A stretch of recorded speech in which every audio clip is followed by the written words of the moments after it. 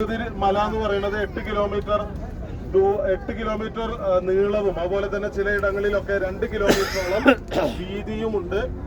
ഇവിടെ നമ്മൾ ശ്രദ്ധിക്കേണ്ട കാര്യം, ഇവിടെ കുറച്ച് ശുഹദാക്കളുണ്ട്. ഒന്ന് ഹംസ റളിയല്ലാഹു അൻഹു. നമുക്കറിയാം, പ്രവാചകന്റെ പിതൃവ്യനായിരുന്ന ഹംസ റളിയല്ലാഹു അൻഹു കൊല്ലപ്പെട്ടത് ഇവിടെ വെച്ചിട്ടായിരുന്നു.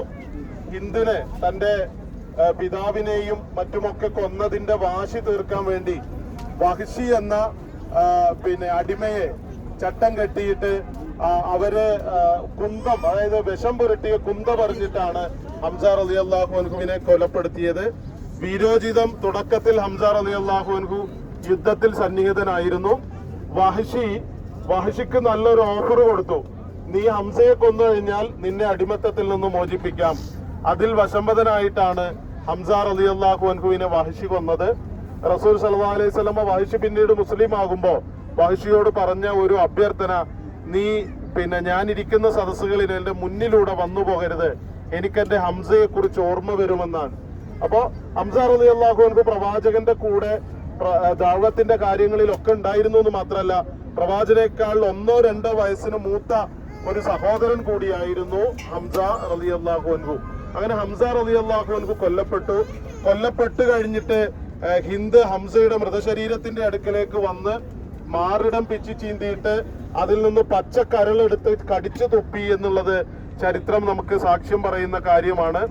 അതുപോലെ തന്നെ ഹംസ റളിയല്ലാഹു അൻഹുവിന്റെ കൂടെ ഉണ്ടായിരുന്ന മറ്റൊരു സഹാബി കൂടി ചരിത്രത്തിൽ കാണാൻ സാധിക്കുന്നുണ്ട്. അബ്ദുല്ലാഹിബ്നു ജഹ്ഷ് റളിയല്ലാഹു അൻഹു ആണ്.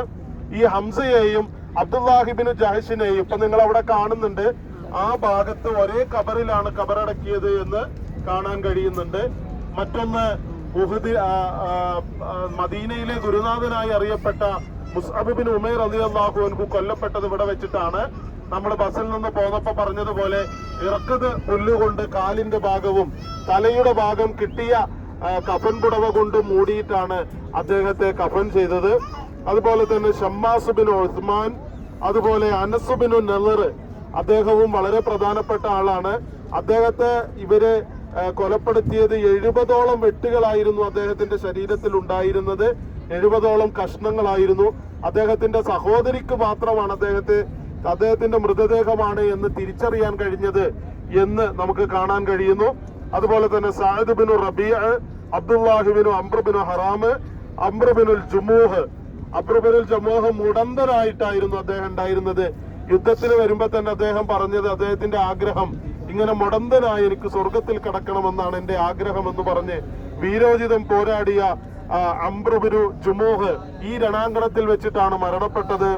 അതുപോലെ തന്നെ ഹല്ലലത്ത് ബിനു അബി ആമിർ റളിയല്ലാഹു അൻഹു, ഹല്ലലയെ കുറിച്ച് നമ്മൾ ആലോചിക്കുമ്പോൾ അദ്ദേഹം വിവാഹം തലേ ദിവസം നടന്ന് അദ്ദേഹത്തിന്റെ ഭാര്യയുമായി കിടപ്പറ പങ്കിട്ട് അദ്ദേഹം വലിയ അശുദ്ധി ബാധിച്ച അവസ്ഥയിലാണത്രേ യുദ്ധത്തിന്റെ വിളിയാളം ഉണ്ടായത്.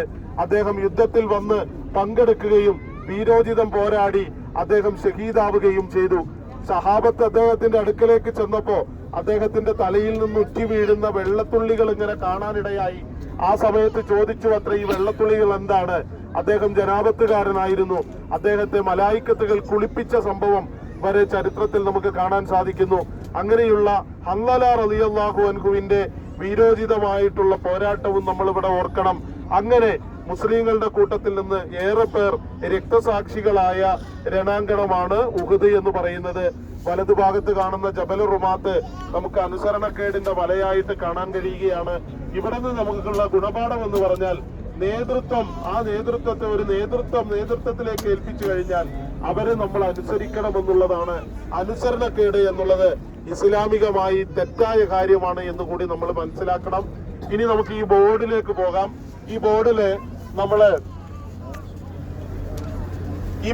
നമ്മള് എടുക്കേണ്ട കാര്യം, തശ്റഉ സിയാറത്തുൽ ഖുബൂരി ഇഖ്തിദാഅൻ ബിൻ നബി സല്ലല്ലാഹു അലൈഹി വസല്ലം മിൻ ഗൈരി ശദ്ദി റിഹാലി ഇലൈഹാ തുശ്റഉ സിയാറ ലിഅംറൈൻ. അതായത് ഈ സിയാറത്തുൽ ഖുബൂർ എന്നുള്ളത് മതവിധിയാക്കപ്പെട്ടിട്ടുണ്ട് നബി സല്ലല്ലാഹു അലൈഹി വസല്ലമയിൽ നിന്ന് എന്നുള്ളതാണ്.